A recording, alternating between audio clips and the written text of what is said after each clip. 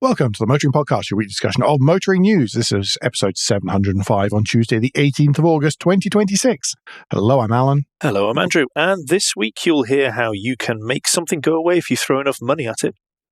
In your new car news, you'll be reminded of what the Hitchhiker's Guide to the Galaxy says about space. And in points of interest, you'll get to say an early happy birthday. And we have some follow-up this week. We start with an old friend of ours, 2023, 24, it was somewhere. I've got it in the show notes, and I can't remember now because I wrote those at 5 o'clock this morning. 2023 it was, 27th of October, 2023. 2023. The IF Metal Union went on strike in Sweden at the Tesla plant because of the way Tesla was trying to do things, i.e., not acknowledge or allow for unions.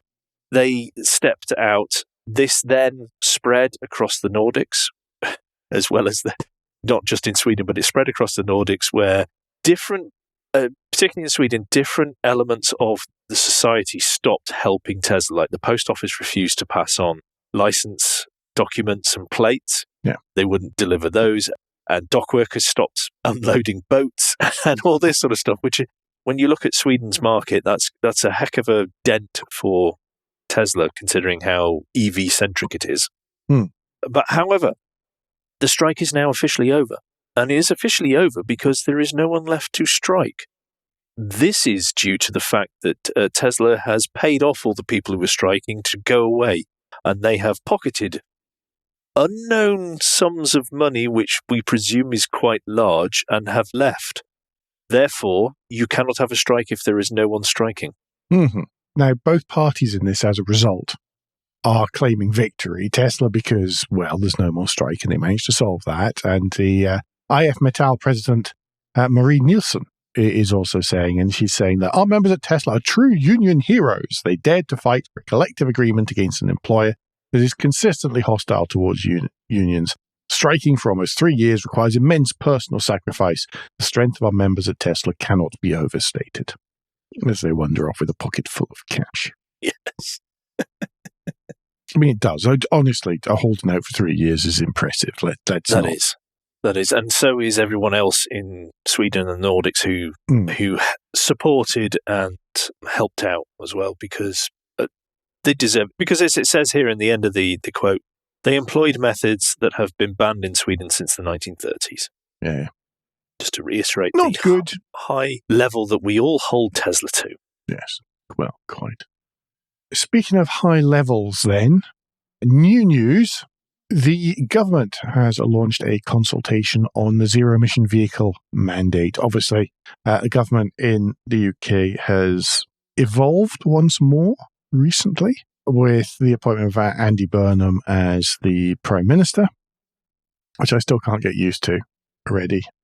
But it means that, he wasn't involved in some of the lead up to this, or at least not directly. So as a result, he and his new parts of the government can say, well, let's take a little look at this, shall we? Where there's less skin off their nose and less of an obvious U-turn on their part. Obviously, they're going to be going out to lots of different parts of the whole electric vehicle industry and sphere of industries. I think we can all pretty much guess the way that the initial feedback is looking from each of those areas. So the manufacturers and dealers are like, softening of this would be very good. This would be very helpful to us. We won't to discount as much, etc., etc. Charging companies and charger manufacturers and companies like that are a bit like, no, it's working just fine. It's just fine. Yeah, we haven't made business plans based on these figures that came out from the government at all in any shape or form. Gurjeet Gruel, CEO of Octopus Electric Vehicles, is a classic quote here, which is, the ZEV mandate is working, giving manufacturers confidence to invest and drivers confidence to switch. Weakening it now would send exactly the wrong signal, just as EVs are becoming some of the best value cars on the road. I think the best value bit is actually the bit that the manufacturers are having trouble with. Yes. Similarly, the money coming from the government to subsidise the new cars as well is part of that. Anyway, this is starting to happen. The consultation is beginning. I'm sure there'll be quiet muttering for the next little while. Do we know when the consultation is meant to end? Has that actually been declared? Yeah, I think it's the 23rd of October this year. Yeah, so it was launched on the 14th of August as well, so that was just the end of last week as we record this. This will come back as follow-up imminently. Yeah, I don't envy, we were talking beforehand, before we press record, I really don't envy the government in this one, where past governments have created this stupid situation because they just plucked figures out of the air, or maybe their posterior. Yes. Proctologist with a torch forecasting, I think I described it as one point. Yeah, absolutely, 1000%, that's true. They haven't created the mess, and it is now a mess. I joke there about businesses have made plans and sought investment based on these figures, and if those figures change, that really hampers them. That really, when they're already struggling thanks to external costs that nobody expected from the grid, from connecting to the grid, for changing of, as we've discussed before, if you're a charging company, a public charging company, the changing of the standing charges is absolutely outrageous. Yeah. Stuff like that needs to change. If the government can change that, as well as they're changing the ZEV mandate, maybe that will soften the blow for charging companies somewhat, hopefully. Mm-hmm. And for people, us, the public, using these chargers as well. Yeah. As he spent 20 quid to put 87 miles in the other day. But that's a different matter. But I'm glad I'm sitting on the side making smarty comments and poking and going, oh, you got that wrong, without actually being held accountable and trying to make a good decision. It's a very tricky one to fix this, but as it is, the targets which were initially set, the targets which people stood by somehow, it's just not going to happen that way. Because for a start, nobody knows, not the manufacturers, not anyone knows quite where those numbers came from. I think it was just, they sounded good. It was better than Europe. It was quicker and harder than Europe, and that was important at the time when that was made clear. Yeah, no, that's true. No, those were basically the words, weren't they? I'm glad I'm not trying to fix this one, because we're far enough down the road now that it's become complicated enough that it's now a toughie to fix. I think they're going to have to come to the least worst outcome. There's not going to be a good outcome here. I think it's that who is affected the least rather than the most. This will be a compromise down the middle. Absolutely. We expect to see everybody unhappy then. Yeah. Basically, if that's not the case, I will be surprised. Yeah. If that's not the case, I'll be unhappy. Yeah. Okay, I'm going to take us to Germany. And news has come out that Porsche in the EU emissions pool has decided to leave the Volkswagen Group pool. That, for me, seems like quite a big step by Porsche. However, it does tie into the fact that they have discussed that they are looking to go more to their historical strengths, shall we say, as in sports cars, which lend themselves to more hybrid or, in fact, internal combustion engine vehicles. And they have joined up with XPeng on their CO2 emissions pool, because XPeng are only selling electric cars in Europe. Whilst they haven't sold loads, they have registered 20,000 cars in the first 6 months, apparently, in Europe. But because it's 100% EV, that gives them a lot of wiggle room, and they can make a lot of money out of the likes of Porsche, who's going to be saying, please offset the fact that our pool is not actually going to hit the targets we were given. There's a lot of Porsche seemingly becoming more independent of the Volkswagen Group right at the minute, both with focusing towards platforms which aren't shared with other Volkswagen Group products like the 911, and this kind of thing that makes me wonder if Porsche are trying to work themselves up to go in it alone once again and trying to essentially buy themselves out of the Volkswagen Group. Well, I think they are to a large degree. But it just depends how far out of the group again, and maybe go further out like they used to be. Because I think they're allegedly not going to renew the Taycan, which would be the equivalent Audi platform. The electric Macan has not sold as well as they were hoping, which shares with obviously Audi, VW, Skoda. Yeah. They're also interlinked because of the group dynamics and the fact of, economies of scale. But this was the point you were making the other week, that the economies of scales are falling over because the group is not selling. Yes. So this is causing problems. Exactly. Sorry, I was just throwing that in there. That wasn't to become a great big aside. No. Despite. But it is an interesting point. Do click the link in the show notes. There's an Autocar article here because it's interesting. Nick Gibbs has written this, so it's obviously a decent one. And he does mention this. It's written by a grown-up. Yeah. It does mention that this has the potential to look quite embarrassing for the EU, as one of their premium car brands is having to go off cap in hand to China to help it meet the targets that it's been set. Yeah.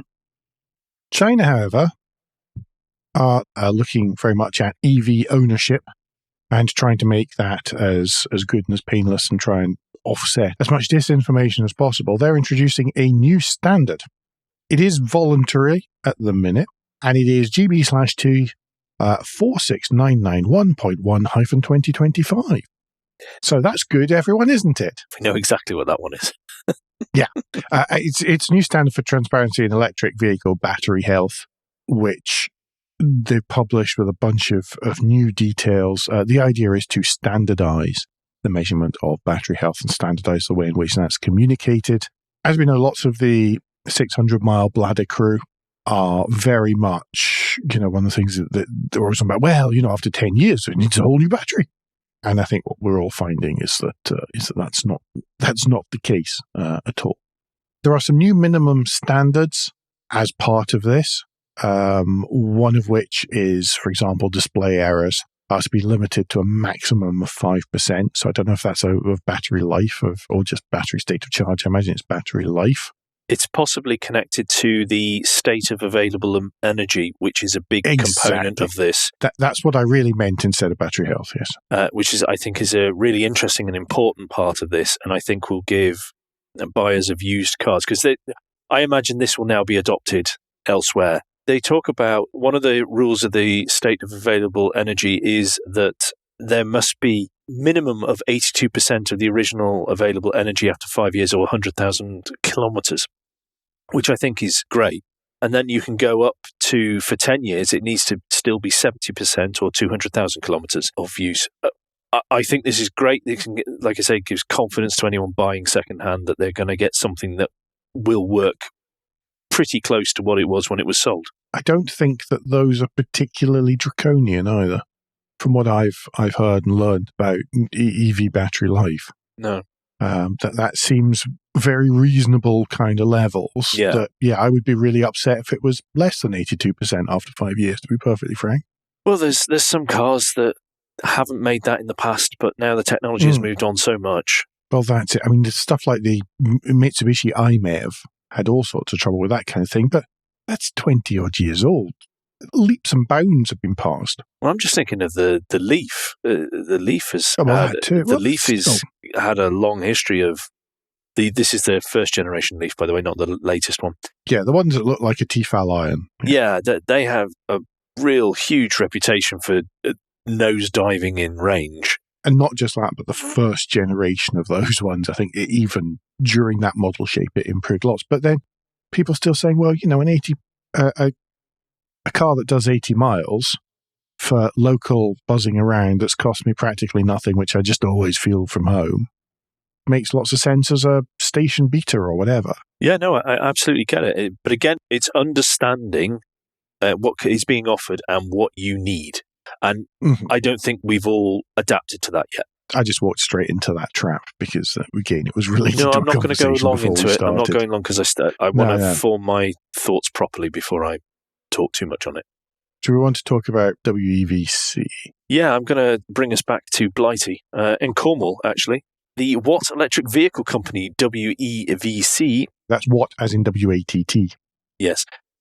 Who, according to this Autocar article, was the winner of Autocar's 2026 Innovation Award. They have struck a deal with JTA, who is a Qatari-based investing company, and they are going to build 2 models in Qatar's first EV manufacturing plant. There will be a passenger vehicle and a small light goods vehicle, and then it will move on from there. But I think essentially what we're talking is that there's a platform they've designed, and then there's different modules they can have on top of that, depending on what they want. It's a skateboard. Yeah, Makes lots of sense, really. If you want to do that as an engineering company, and then you can have build the same stuff in all the markets as the base, and then put whatever market-specific product mix is needed on top. Yeah, with appropriate tweaks for that market. Yeah, they're talking about the production to start in early 2028, when it's going to run initially for 5,000 units a year, but the expectation is that it will expand. I'm quoting from the Autocar article here, considerably beyond that. Well, good luck to them. I hope so. Yeah, whenever they hit the 5,000 units a year, then I'll start to believe the second part. Yes, absolutely. Sorry. We've seen so many of these over the years. Yeah, where something's and it's not because something's not done well and it's not a good idea. Yeah. But just when it hits market, projects like this just don't always get off the ground. Anyway, do you want to take us to France then? Always, toujours even. France is introducing a new EV incentive scheme. Talked about French EV incentive schemes in the past, about for low earners and rural areas and low earning people in rural areas, and it gets wonderfully French very, very quickly. They've introduced a new incentive scheme for the purchase and leasing of used electric vehicles. It's going to start in September, and currently the amount of incentive is €337 per vehicle for most people. You can only claim the incentive if you buy from a leasing company or a dealership or a general car sales place, as opposed to a private sale. That's the only way you can do it. But if you work in the healthcare industry in France, then there are various multiplier coefficients. If you're a carer, or you're some other provider of home care and personal services, and I don't think that means someone who comes around and does your nails or something, then there are a number of, although it is France, so quite possibly, there are a number of multipliers in place. So you could end up with receiving 2,000 to 2,360 euros if you are purchasing a used electric vehicle priced below 25,000 euros. In parallel, there's going to be a new scheme to incentivize the purchase of electric taxis. Buyers and lessees can receive around 3,500 euros for vehicles ordered between the 1st of September and the 31st of December 2026. And that incentive rises to around 5,500 euros if both the vehicle and its battery are manufactured in France. Lots of fun stuff there, once again, from the French government. Now, the interesting thing is how some of this is being funded, particularly the used car part. And it's not being provided straight from the government. It's being provided under the polluter pays principle. So actually the money to run this, which is why it's not that high, to be honest, because France, is being collected from EDF, Engie, and Total Energy. They have to contribute to this. So obviously that's the French electricity company, the French gas company, and obviously Total, which is part of what used to be Total Fina Elf, the oil company. That's where that's coming from. Obviously for electricity generation and stuff, then France is mostly nuclear. Practically no CO2 emissions. Let's not talk about anything else that might happen there. And as a result, there's not a massive amount of pollution declared anyway. Yep. No, I think it's a brilliant idea. And I like the polluter pays bit. Yeah, I love that. But additionally, I really like that. And there's a lot of stuff around this that France seem to be doing very well, or the idea is very good. However, I think this links back to the ZEV mandate consultation. Mm-hmm. And I think one of the things that's definitely going to come out from that is, because I've seen this increasingly, people saying, well, you should be helping secondhand. Yeah. You should be helping people get into secondhand cars, because they're, again, this education of people understanding what they actually need rather than what they think they need is what they actually need And a lot of second-hand electric cars will meet the needs of what they have directly right now. I think helping people understand that, I think, would be a great thing. Yes, but I'm not sure that talking about the ZEV mandate, that might be something which helps very much placate the charging companies and the infrastructure companies. Yeah. And that might be a concession to them, which the car manufacturers and sellers will probably have a grumble about. Yeah, of course. But again, as we said, least worst, compromise. Yeah, it's compromise all the way down now because they're in it's such a sticky situation. There is no good outcome. Yeah. Andy Green has earned himself a third land speed record, and he has earned it in the JCB Hydromax. His first one was Thrust SSC. I'm making sure I get this right. The second one was a few years ago in the JCB Diesel Max. I think you've got the name right. The JCB Diesel Max, where he went through 350 miles an hour. And this time, it's been the JCB Hydromax, which is essentially the same engines as the Diesel Max, but running on hydrogen combustion. So this is not hydrogen fuel cell. This is hydrogen combustion. This is 2 4-cylinder diesels. I think they're 4 cylinders. Each putting out. Yeah, it adds up to 1,597 brake horsepower, and I can't be bothered doing the maths, which is about 800 horsepower each. But isn't that the liquid hydrogen, basically? Isn't that similar to what Toyota are doing with the demonstration of their endurance hypercar thing? Exactly that, yes. Yeah. The Hydromax hit a 2-way average, so that's 10 miles course in one direction and 10 miles a course in the other direction in under an hour. The 2-way average of 406.320 miles an hour, or 663.267 kilometers an hour, if you're that way inclined. That has fairly smashed the previous hydrogen vehicle record, which was 302.877 miles an hour, which was hydrogen fuel cell. All of which is a lot slower than the 763 miles an hour he managed in Thrust SSC in 1997, which is an awfully long time ago now, depressingly. Yes. Yeah, well done, Andy. Congratulations on the Triple Crown, as it were. And well done to the team behind the Hydromax as well. Okay, I am going to take us to the frankly worrying story of the National Motor Museum at Beaulieu that looks like it is going to be exiting that location. It turns out there is an Autocar article linked in the show notes, and we must thank Nina Baker sent this our way to let us know, and I had missed this story, I have to say, but thank you, Nina, for bringing this to our attention. That the National Motor Museum has fallen out with Beaulieu Enterprise Limited, which is the business that runs the grounds of Beaulieu in terms of making it all work financially. And they are looking for new premises because their lease comes up in 2030, and according to the source for this article, is not going to be offered a new one, or has not been offered a new one. And equally, when you look at how the money that is taken at the gate gets passed out, it's not actually financially viable for them to stay either in the way that they are, and they would have to dramatically change how they do things to stand a chance of getting the National Lottery Heritage Fund. They're looking for new location.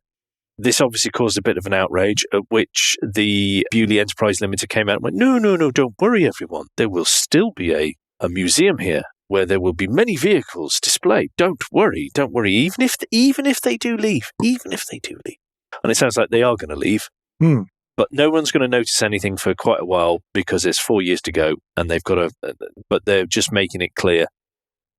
I think this is a well played by the National Motor Museum Trust to show how badly the landlord has behaved in this instance. Considering the amount, because it's, I'm trying to find it here in the article, the percentage of visitors are coming for the museum and not for the rest of the Beaulieu site, yet the Beaulieu site takes most of the fee. Yeah, it says that about 3/4 of Beaulieu's visitor numbers are generated by the museum, but that they don't receive a fair split of the admission income. No. And then there's some other negotiations about new leases and revised commercial agreements. Remember in the past, the late Lord Montague would probably have just told people what they should be doing to get this all to work. But of course, he's late now. That there isn't necessarily the sort of founder's view to temper things. Good luck to the National Motor Museum. I hope they find a nice new location, or Bewley comes to their senses and goes, you know what, we've handled this badly. We actually want you to stay. Mm-hmm. Because it'd be interesting to see if things that happen at Bewley then move with the National Motor Museum or not. Things like the Auto Jumble and all these things, which are famous. And one of the things about the National Motor Museum is that Bewley is not actually that easy to get to. I mean, even from the Midlands, it's a good 2-3 hours. Moving somewhere more central, then that could have benefits for them as well. Although, to be honest, by the time you get a bit further north, you end up, are they going to be, can you imagine them having a fisticuffs with the British Motor Museum and stuff? They'd have to choose where they went quite carefully. Yeah.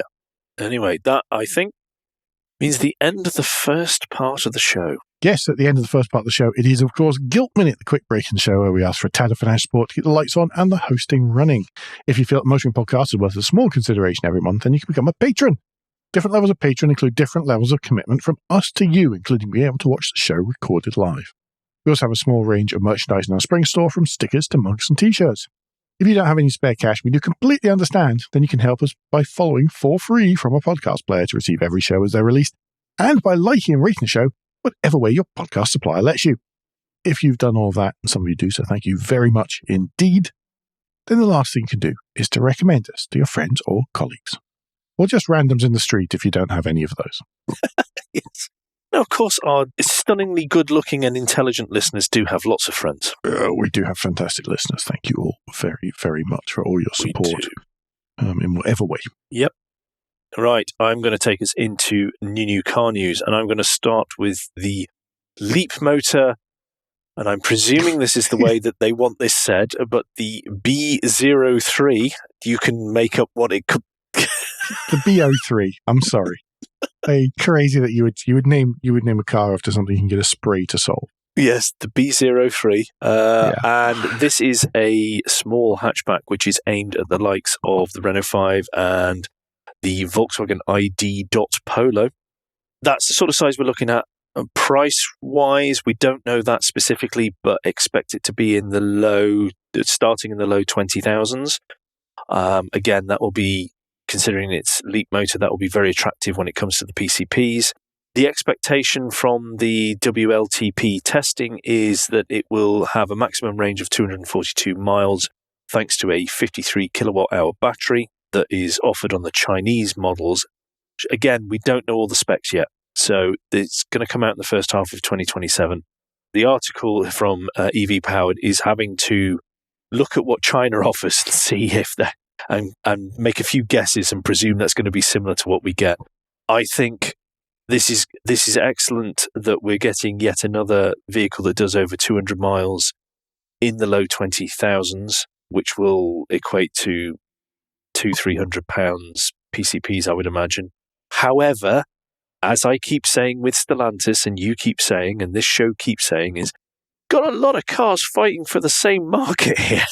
They do. At the bottom of the article here, they named the Citroën EC3, the Fiat Grande Pandi, the Vauxhall Corsa, all in the same market, not all quite the same price range, and yet it's like, But all of them better looking than this pudding of a car. Okay, sorry. Right. No, looks-wise, by the way, it hasn't given Alan the EBGBs, so that's a positive. Yeah, okay. Yes, it is. But if you ever looked at a Volkswagen ID3 and gone, I quite like that, but I'd like it more if it was even less exciting, then that is what you're looking at here. It's just, along with all the other rotten Leapmotors. So, I mean, and perfectly decent cars. There's no real reason He's talking for me to... rotten design. They're not. It's rotten styling. Sorry. I'm going to correct you there in the interests of...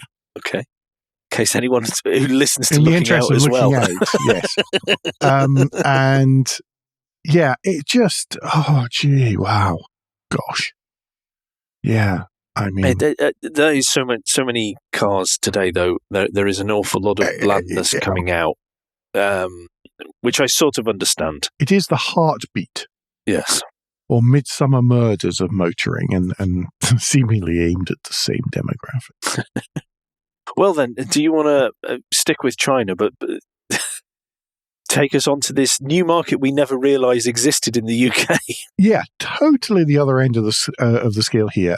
I think the other week we talked about Denza being the fancy BYD, and they are now actually already taking orders for its fourth model for the UK, and that's going to be a luxury MPV.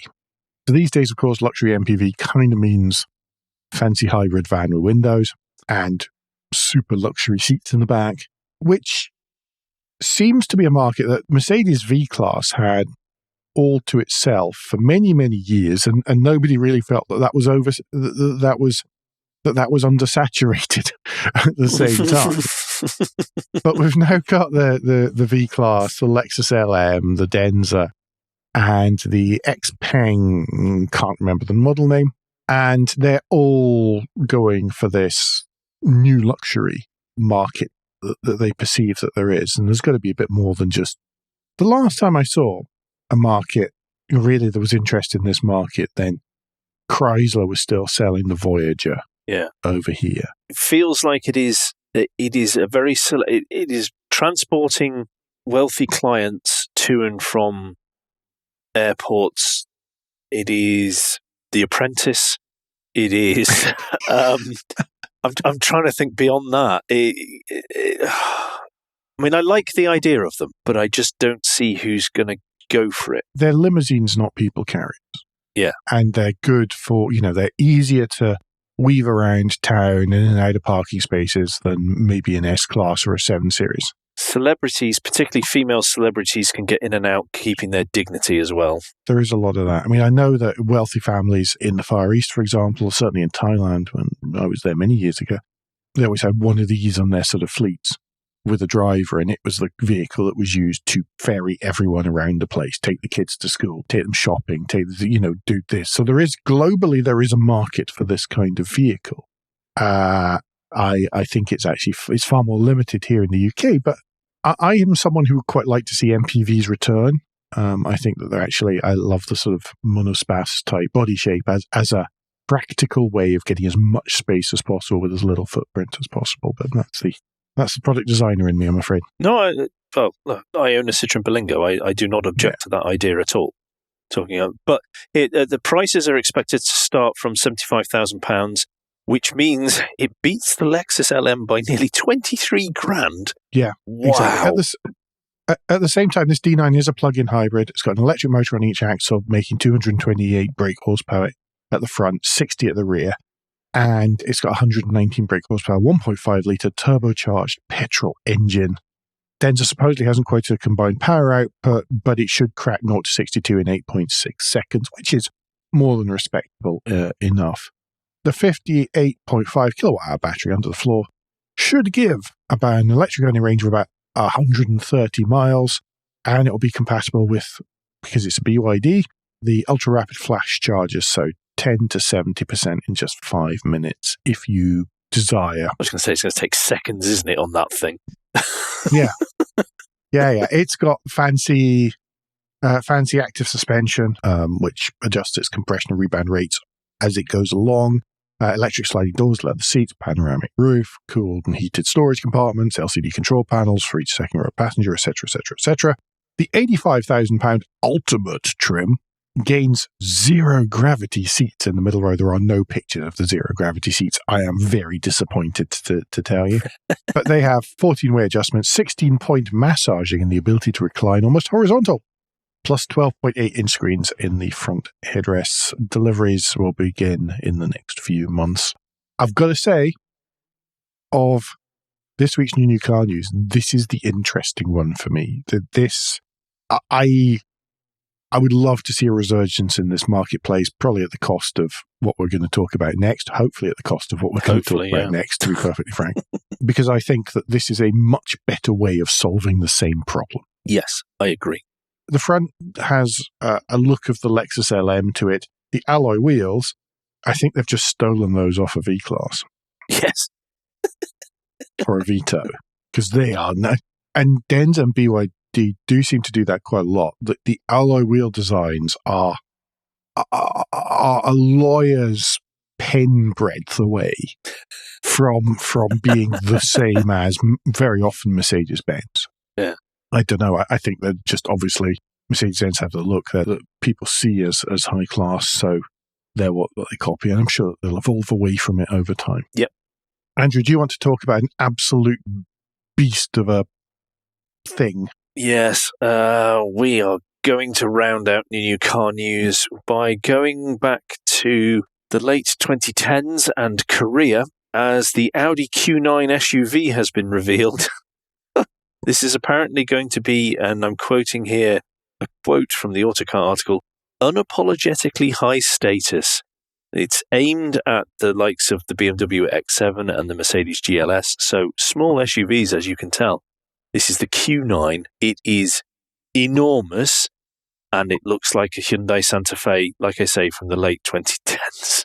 As well as it looks like that meme where, remember, the front of the BMW 7 Series was getting bigger and bigger and bigger with the grille sort of swallowing everything. 2/3 of the front, that lower frontal area of this Q9 is grille, whether necessary or not. I think you're being kind by saying only 2/3, but... Yeah. The other thing about this, by the way, is it's the indirect replacement for the A8 luxury saloon flagship. The vehicles we have just talked about are a more suitable replacement for a luxury saloon flagship than this is, by virtue of, global usage, etc., etc., etc. Yeah.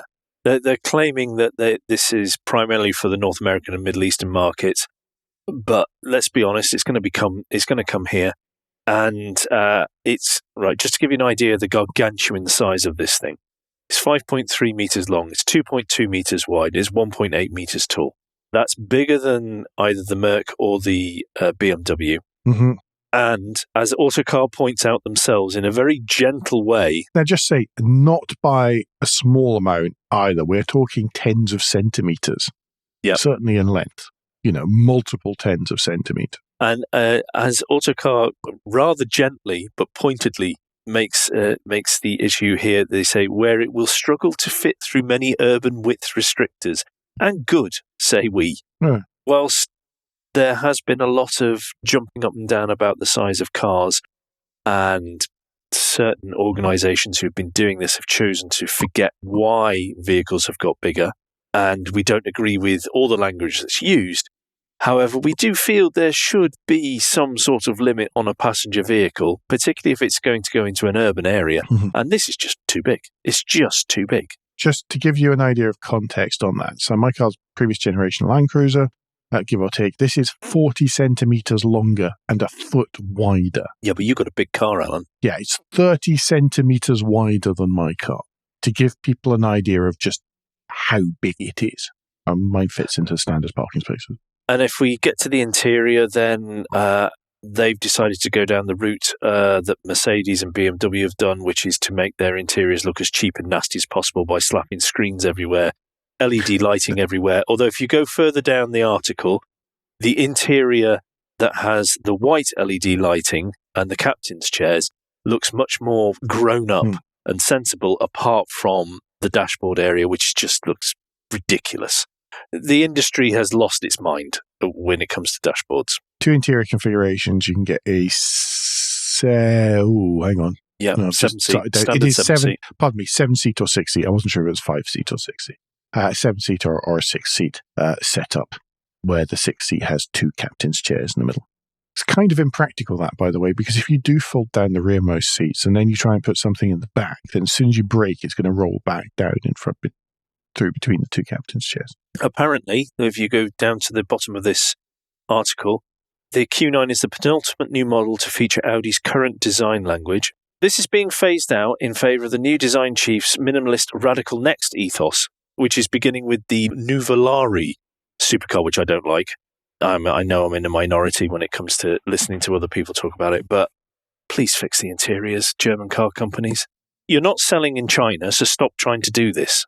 But screens are cheap and profits are important right at the moment. Yes. That blissfully brings us to the end of new car news. Hooray. Thank goodness. Yay. And well, there is a certain amount of that. Well, there's quite a lot of that, actually, yes. Lots of new stuff got announced in the south of England a few weeks ago, so there's quite a backlog of this kind of stuff, I'm afraid, folks. Especially whilst all the European PRs are still on holiday until about the end of August, so we've got another 2 weeks. Because they've got to then recover and then write the next batch of press releases. No, then it's the build-up to Paris, so we're going to have so many leaks in the weeks up to Paris. Yes. Hopefully Paris is good enough for us to do a special edition, because it'd be nice to talk about a motor show again. Yes, it's been a long time. What we are going to talk about now, though, very briefly, is, of course, the lunchtime read. The lunchtime read once more comes from Driven to Write, just because they've got such good articles. And this week, it's from the 5th of August, and it's Berlingo, I'm in Love. Well, a strong liking at least. Celebrating the 30th birthday of the Citroën Berlingo. Andrew said at least it's not about beach cars, and then I scrolled down 6 inches, and the next thing there was a Berlingo-based beach car concept, which I'm sure you'll all remember. But no, this is a great piece. Berlingo, it is the car of rural France, or the little white van of rural France. Well, it does get mentioned in the article about linking it as a successor to the 2CV because of what it achieved, what it does, and how it does it. It also talks about the Renault Kangoo, which is, again, another car we've talked about many times, particularly the way that Japan has fallen in love with the Kangoo. And they have, like, mad clubs, and they have mad meetups about them and everything. And I, as an owner of a Mark II one, I am adamant that this is one of the best cars I've owned in terms of it does so much in such a tiny footprint. My dad's company had many. I think at one point they had 5 all at once, cars and vans, and I've done thousands of miles in them. And they're a delight to drive, and you can fairly hoon them on rural roads because they've got fantastic Citroën suspension, so they just soak up everything. They're compact. It loads of room in the back. All sorts of cool stuff. They're awesome. Do click the link in the show notes. It's a great article. And then when you've done that, go back and look at all Hubnut's videos on his Berlingo. No, or not. If you want to then be put off them again, then my opinion is the Berlingo should have disappeared some time ago. But it seems that my opinion is there's nothing compared to the rest of the Hubnut family. Yes, I have said that. I've voiced my opinion to Ian in the past, so I'm not saying something behind his back or anything. It is something that I've said before. Anyway, shall I take us onto the list of the week then, Alan? Yes. And it's from Top Gear, and it is titled, These are the 50 Greatest Italian Cars of All Time. Now, that's quite a bold statement, to be fair. Mm-hmm. There are many, many very, very good ones on here, Alan, and we're both going to pick one because there's 50 options. This time, ladies and gentlemen, this is a vertical scrolling. It is not a slideshow. There is a lot of scrolling going on as I return to the top again. There are many, many supercars here. Many, many, many supercars here. And because it's Top Gear, let's not forget. Because it's Top Gear. Yeah. And we're not here for any of that. Because this is the Motoring Podcast, and we are nerdy and dull. So, as a result, I'm going to choose the very, very sensible number 35 Lamborghini LM002. Because who doesn't want a Countach engine mated to a military-grade four-wheel drivetrain designed for some military somewhere as yet unknown? Well, no, somebody's going to tell me it's Jordanian or someone. Well, it claims in the statement here below it, the US. Yeah, I thought they had the Hummer. Was this this was before. This is before, or at least evolved around the same time. But no, I think this is. I don't think it was for that. I think it's for the Middle East. Yeah, I would imagine it's the Middle East.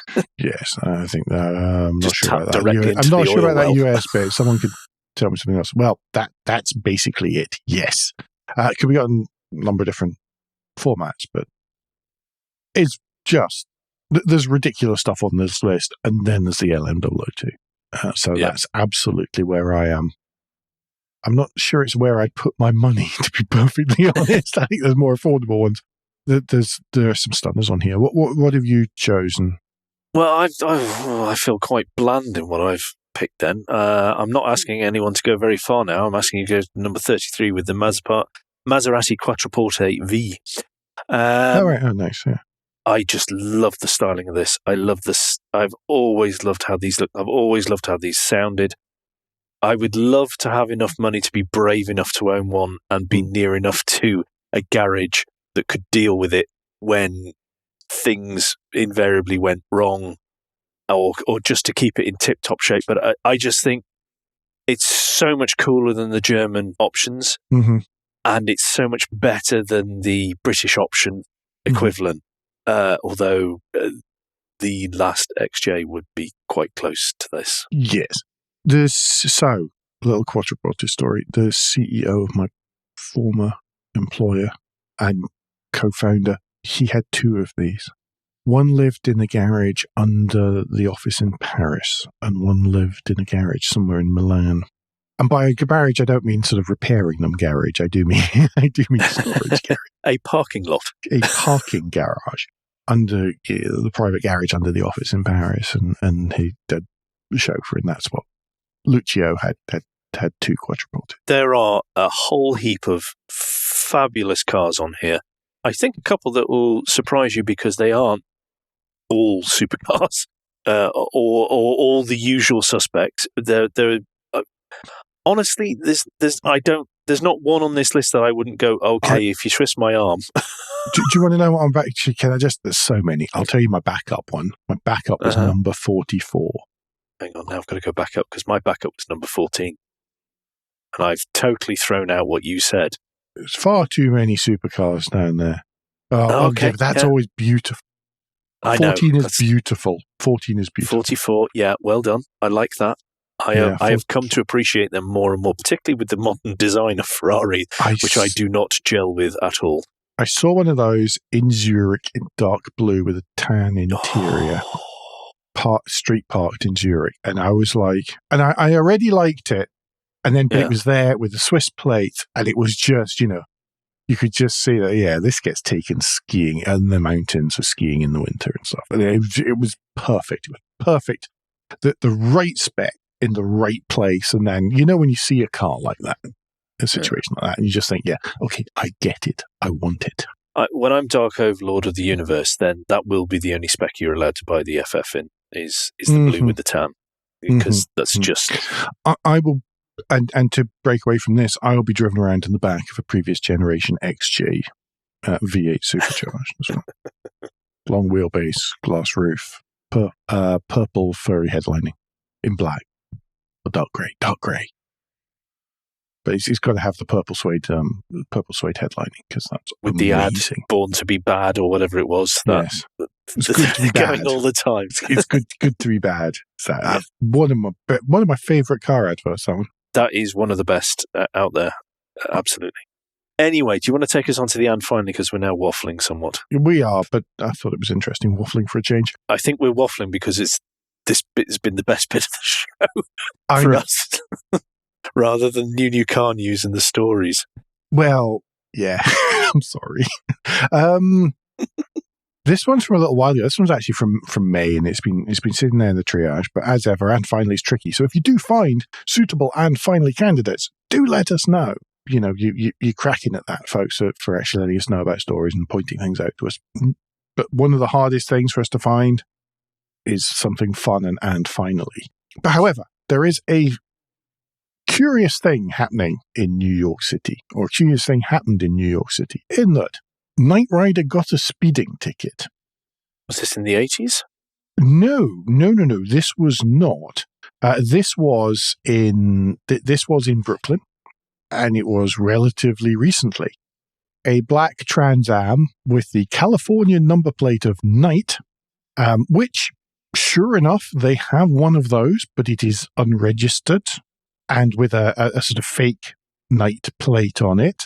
And it is stored off the road in the museum for all to see. And for many years.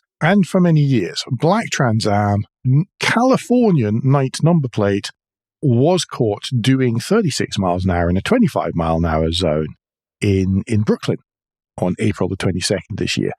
Somehow, despite the fact that the car had a California number plate, the Volo Museum near Chicago received the speeding fine. And the thing here is that, and I think that maybe we have a better idea actually since this story came out. The unregistered car. Yeah, the unregistered car. Somehow, the owners of the unregistered car received the fine. Yeah. So the car, not registered with any plate at all, just a vanity plate sitting in a museum, received the fine. And it not even, worth mentioning, museum is in Chicago. Surely Yes. You would expect a night number plate from California to somehow go to California if it had broken the law, because obviously if you're in Chicago, you can't put a California tag on your car. See people with supercars registered in Montana.